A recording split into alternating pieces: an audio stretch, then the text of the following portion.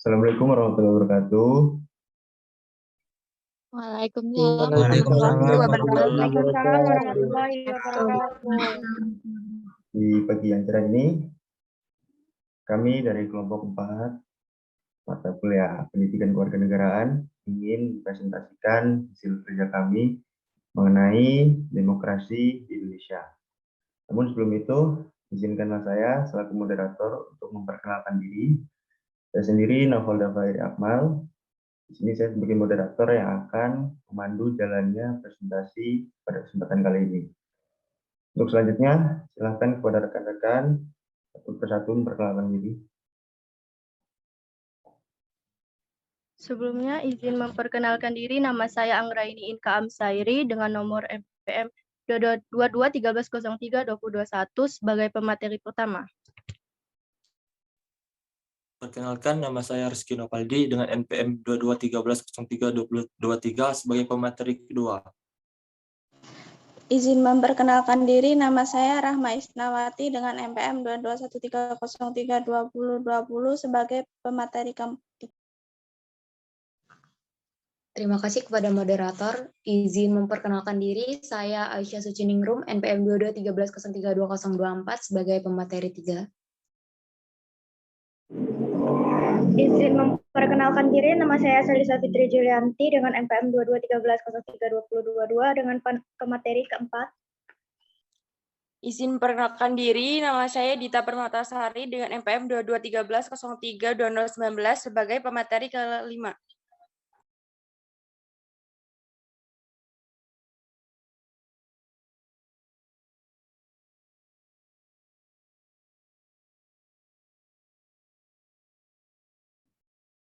Baik, untuk langsung masuk ke materinya, silakan kepada pemateri pertama untuk langsung menjelaskan.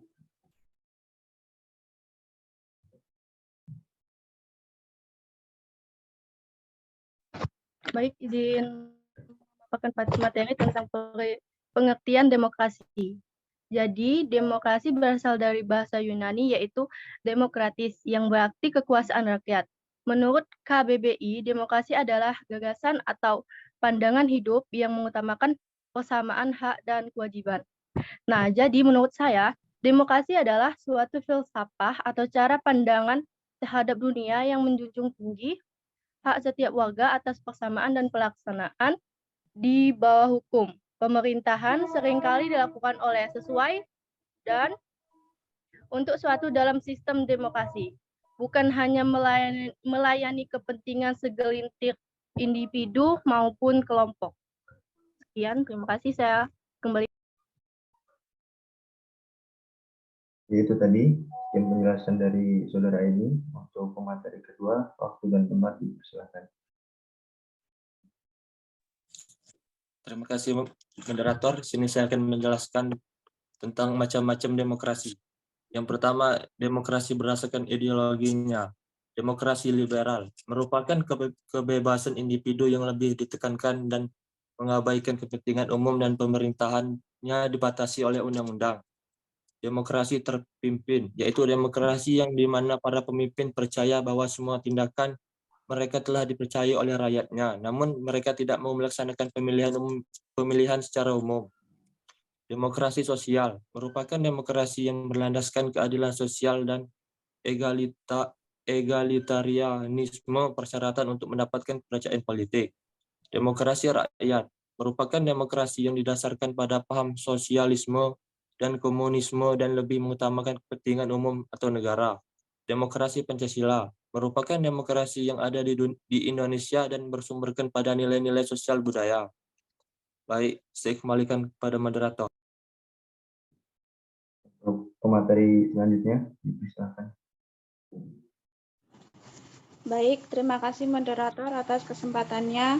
Saya di sini akan melanjutkan pemaparan materi yang sebelumnya sudah dijelaskan oleh rekan saya, yaitu tentang macam-macam demokrasi. Demokrasi berdasarkan cara penyalurannya kepada rakyat terbagi menjadi 3, yaitu yang pertama demokrasi langsung. Dalam demokrasi langsung ini melibatkan rakyat secara langsung dalam pengambilan keputusan, memberikan pendapat, serta aspirasinya dalam memilih suatu kebijakan tertentu. Dengan adanya demokrasi ini, rakyat bisa ikut melaksanakan sendiri dalam memajukan daerahnya, karena ia memilih ketua daerahnya secara langsung. Tetapi dalam demokrasi ini memiliki kelemahan, antara lain biaya anggaran yang dibutuhkan dan yang dikeluarkan itu begitu banyak. Karena demokrasi ini dijalankan oleh negara yang penduduknya itu sedikit, sehingga sering terjadi konflik karena elit politik atau petinggi negara itu tidak memperdulikan pendukungnya. Yang kedua ada demokrasi tidak langsung atau perwakilan. Dalam demokrasi ini rakyat menyerahkan seluruhnya kedaulatan dan aspirasinya yang disalurkan kepada wakil yang telah dipilih melalui pemilu. Dalam demokrasi ini memungkinkan terjadinya fungsi-fungsi pemerintah berada di tangan-tangan yang lebih terlatih dalam bidangnya. Tetapi dari hal tersebut, rakyat akan mudah terjebak atau tergiur dalam kepentingan para wakil rakyat yang bertentangan dengan kepentingan rakyat. Atau dengan kata lain, para petinggi itu haus akan kekuasaan, sehingga menimbulkan korupsi. Yang ketiga ada demokrasi perwakilan dengan sistem referendum. Demokrasi ini merupakan gabungan dari dua demokrasi yang sebelumnya. Dalam demokrasi ini rakyat itu memilih para wakil untuk duduk di parlementer, tetapi parlementer tersebut tetap terkontrol oleh rakyatnya. Ada pula jenis-jenis referendum ini, yang pertama yaitu referendum obligator. Pada referendum ini wajib dilakukan untuk menentukan berlakunya undang-undang dan telah disetujui oleh rakyat dalam suara terbanyak. Yang kedua ada referendum fakultatif. Terjadi apabila ada pertentangan antara organisasi negara, maka masalah itu dapat diserahkan rakyat tanpa melalui partai. Tetapi banyak juga yang berbeda paham dalam demokrasi ini. Sekian, terima kasih. Saya kembalikan ke moderator. Baik, untuk pemateri selanjutnya, dipersilakan.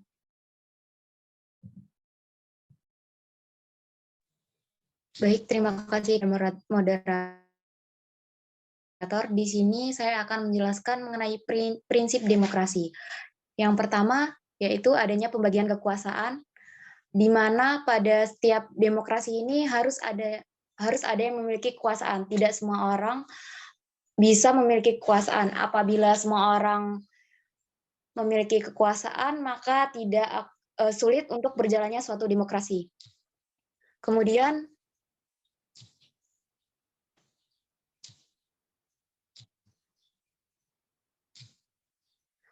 Kemudian ada pemilihan umum yang bebas. Pada setiap demokrasi, di sini adanya pemilihan umum yang bebas, di mana masing-masing individu diberikan hak suara untuk pada saat pemilihan.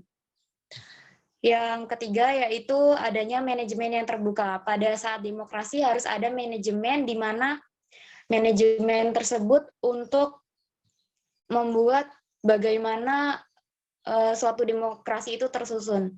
Kemudian ada kebebasan individu, sama yang dengan nomor 2 yaitu pemilihan umum yang bebas, maka ada kebebasan individu untuk memilih maupun menentukan siapa yang akan mereka pilih. Kemudian ada peradilan yang bebas. Setelah itu ada pengakuan hak minoritas. Kemudian adanya pemerintahan yang berdasarkan hukum. Di sini telah kita ketahui bahwasanya Indonesia adalah sudah berdasarkan pemerintah yang berdasarkan hukum. Kemudian adanya pers yang bebas, adanya supremasi hukum, dan terdapat beberapa partai politik, di mana pada setiap demokrasi pasti ada partai politik yang ikut antusias dalam demokrasi. Cukup.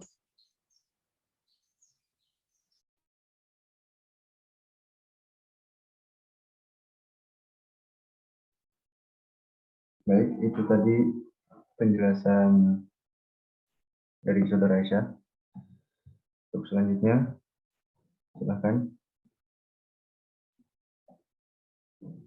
Baik, di sini saya akan menjelaskan tentang perkembangan demokrasi di Indonesia. Yang pertama yaitu ada masa demokrasi parlementer 1945 sampai 1950. Negara Indonesia pernah menganut sistem demokrasi parlementer pada tanggal 17 Agustus 1945 sampai 5 Juli 1959. Demokrasi parlementer adalah konsep pemerintahan di suatu negara yang memberikan otoritas kepada parlemen untuk mengerjakan tugas-tugas negara.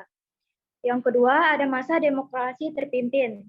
Konsep sistem demokrasi terpimpin pertama kali diumumkan oleh Presiden Soekarno dalam pembukaan sidang konstitusi pada tanggal 10 November 1956. Demokrasi terpimpin adalah sebuah sistem demokrasi di mana pemimpin negara. Baik, saya kembalikan kepada moderator. Baik, itu tadi penjelasan dari kelompok kami. Untuk selanjutnya, kami membuka sesi pertanyaan.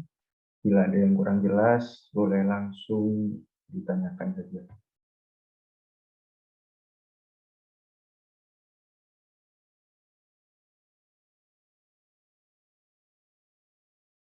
Ya, silakan kepada Wulan. Baik, izin memperkenalkan diri. Atas nama B. Wulandari, NPM 2213032028. Di sini saya mau bertanya. Dalam perkembangan bangsa Indonesia, demokrasi Pancasila ikut turut berkembang seiring dengan terjadinya pergantian masa serta kepemimpinan. Sebutkan perkembangan apa saja pada demokrasi Pancasila. Terima kasih. Ya, sama-sama. Selanjutnya, jika ada yang ingin bertanya lagi, silakan. Ya.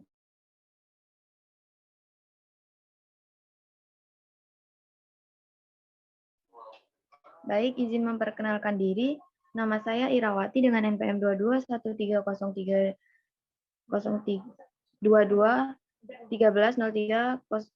berapa sih? Mohon maaf. Perkenalkan, nama saya Irawati. Di sini saya ingin bertanya, apakah benar rakyat sudah diikut-sertakan dalam mengawasi jalannya pemerintahan yang ada di Indonesia ini? Terima kasih.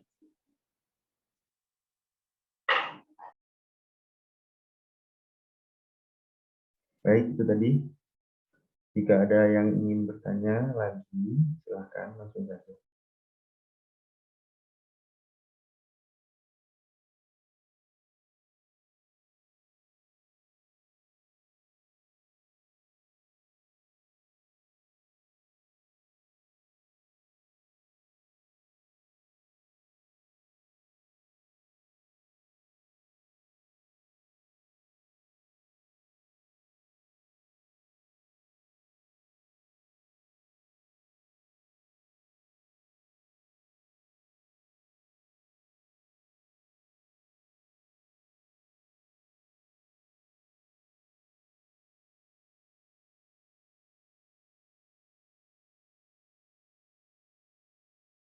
Apakah cukup? Tidak ada yang bertanya lagi?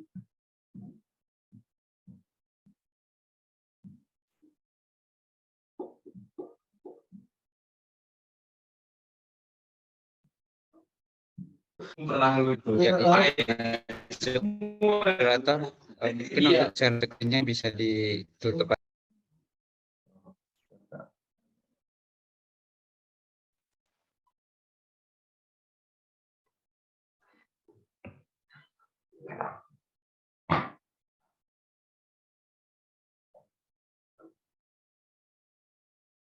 Baik, pada rekan-rekan, jika ada yang langsung ingin menjawab, silakan. Karena nggak ada yang nanya lagi.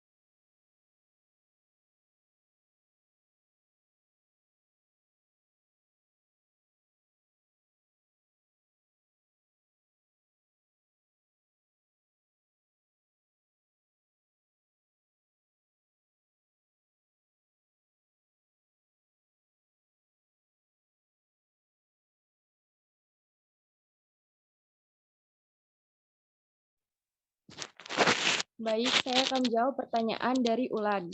Jadi, pada periode 1945 sampai 1959, masa demokrasi parlementer yang menonjolkan demokrasi parlemen serta partai-partai pada masa ini, kelemahan demokrasi parlementer member peluang untuk dominasi partai-partai politik dan DPR. Lalu pada periode 1966 sampai 1965, masa demokrasi terpimpin yang dalam banyak aspek telah menyimpang dari demokrasi konvensional dan lebih menampilkan beberapa aspek dari demokrasi rakyat. Lalu pada periode 1966 sampai 1998, masa demokrasi Pancasila era Orde Baru yang merupakan demokrasi konstitusional yang menonjolkan sistem presidensial.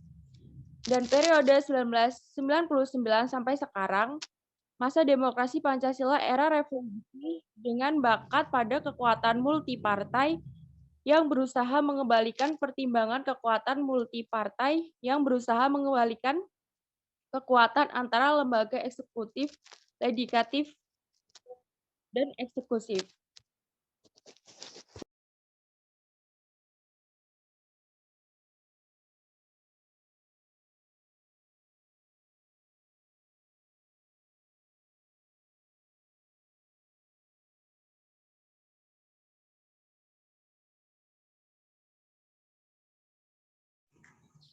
Baik, di sini saya akan jawab pertanyaan dari yaitu dalam alur pemerintahan apakah masyarakat ikut serta untuk mengawasi? Jawabannya tidak, karena dalam alur pemerintahan yang mengawasi jalannya itu ada BPK yaitu Badan Pemeriksa Keuangan dan ada APIP yaitu Aparat Pengawas Intern Pemerintah.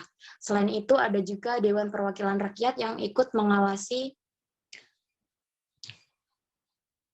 alur pemerintahan yang ada di Indonesia. Terima kasih. Apabila ada yang ingin menyanggah dan menambahkan, dipersilakan.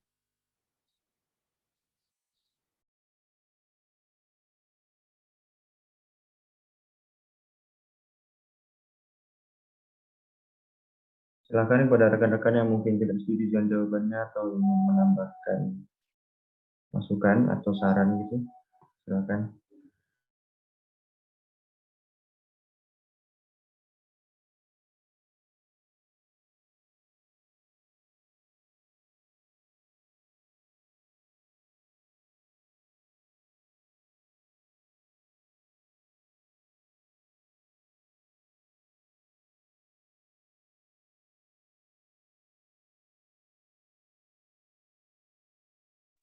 Jika tidak ada yang menyanggah atau menambahkan, berarti jelas ya semuanya jawabannya. Kalau jelas ini saya tutup presentasinya.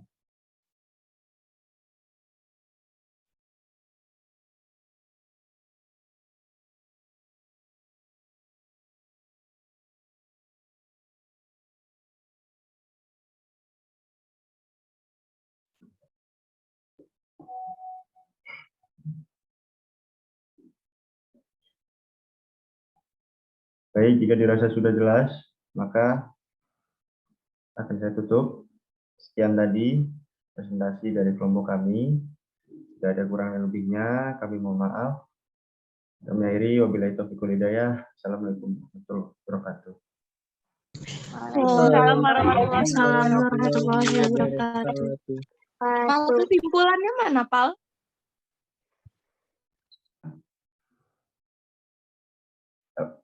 Emang ada yang ini kesimpulannya? Moderator ya nyebutin kesimpulan, Pal. Oh. Iya, itu kan tugas moderator, Pal. Bentar ya. Sebentar.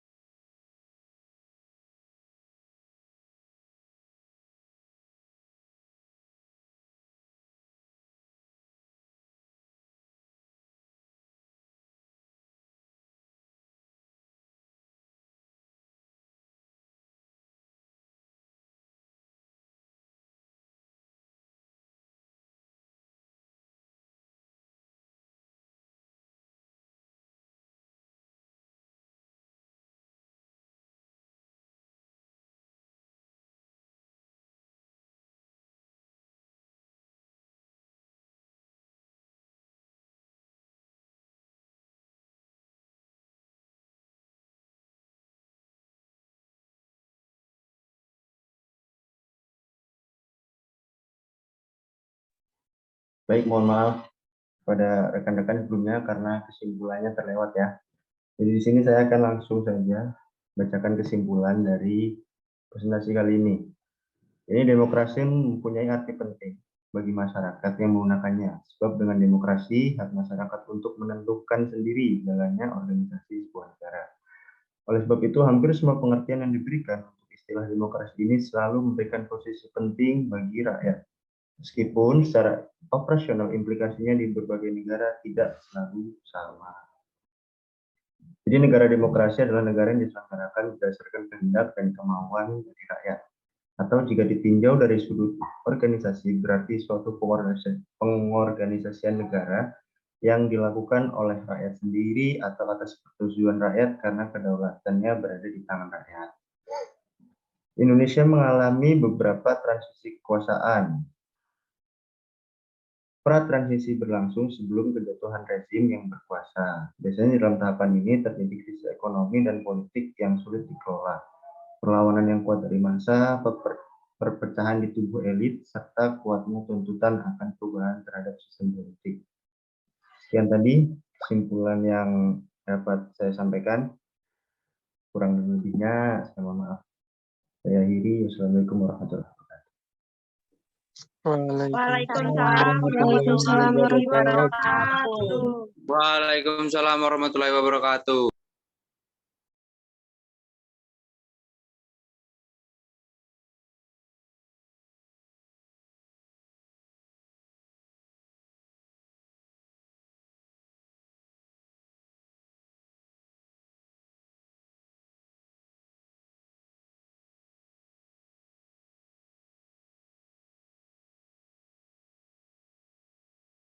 Pernah ya Kak Bima? Ya, baik. Terima kasih kepada kelompok 4 atas presentasinya. Untuk selanjutnya silahkan kalian buka Piklasnya, isi presensi.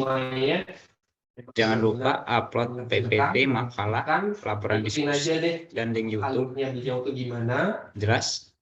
Sebenarnya dosen itu kan kayak gitu kan, kalian belajar. Jelas, Kak. Ada pertanyaan? Jelas, Kak. Mohon maaf agak banyak Ada yang ingin ditanyakan? karena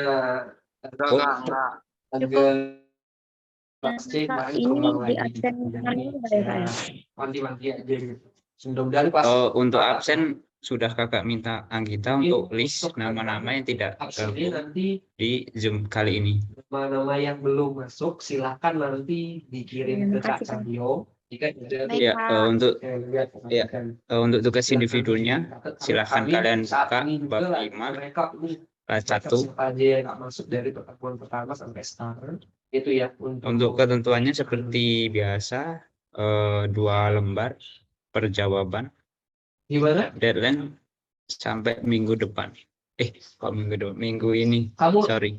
Iya, sekarang kamu screenshot aja di people. Jelas? People di hadiran yang orang-orang ini siapa aja. Nanti lihat ada yang nggak masuk. Oke, baik. Ya, jika tidak ada yang ditanyakan, saya akhiri perkuliahan pada siang hari ini. Saya akhiri follow Mafik di Lakom History. Saya ini materi mungkin itu aja yang bisa saya sampaikan. Terima kasih. Saya mau tahu